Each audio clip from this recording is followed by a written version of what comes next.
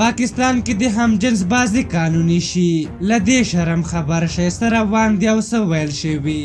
ګرانو لیدونکو السلام علیکم. پاکستان یو له هغو هیوادونو څخه دی چې د جوړښت سبب یې په ظاهر اسلام بیان شوی، یعنی کله چې له هند څخه بیلېدو د جدایي فلسفه د مسلمانانو لپاره د یو بیل اسلامي هیواد جوړول وو، خو له کومې ورځې چې جوړ شوی پکې اسلامي شریعت نه دی پلی شوی او لا هم پکې د انګریز قانون چلیږي.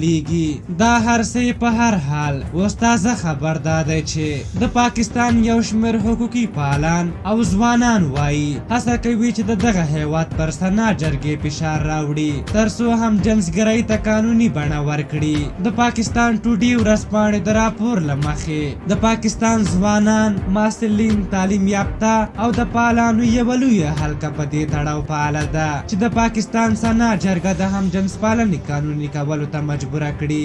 دغه فعالان چې د پاکستان ټوډې لخوا یې نومونه نه دي افشا شوي وایي هم جنس پالنه په ګڼو هیوادونو کې قانوني شوې او پاکستان هم باید دې چارې ته اجازه ورکړي. په دې تړاو د پاکستان یو ژورنالیست حمید میر هم ویلي چې دغو ځوانانو حتی د پاکستان له علماو سره هم تماسونه نیولي دي ترڅو د هم جنسګرۍ په قانوني کولو کې ملاتړ وکړي، خو هغوی لا ځواب نه دی ورکړی. خو د دغه هیواد ډېری علما په پاکستان کې د پوره دیموکراسۍ او جمهوریت پلوه دي. د پاکستان ټوډې ورځپاڼې همداراز د فعالانو له قوله ټینګار کړی چې سناتوران یې باید د هم جنس پالنې د قانوني کولو طرحه باندې بحثونه وکړي او د سنا جرګې یوه ورځ دې په دې اړه ځانګړې ناستې ته وقف کړي. دغه راز د پاکستان یوې بلې ورځپاڼې لیکلي چې په دې هیواد کې ډېر هم جنس بازان شته دی چې د قانون د نشتون له کبله خپل غږ نشي پورته کولی او د ټولو حقوقو څخه بې برخې دي. په آخر کې دا یادونه کوو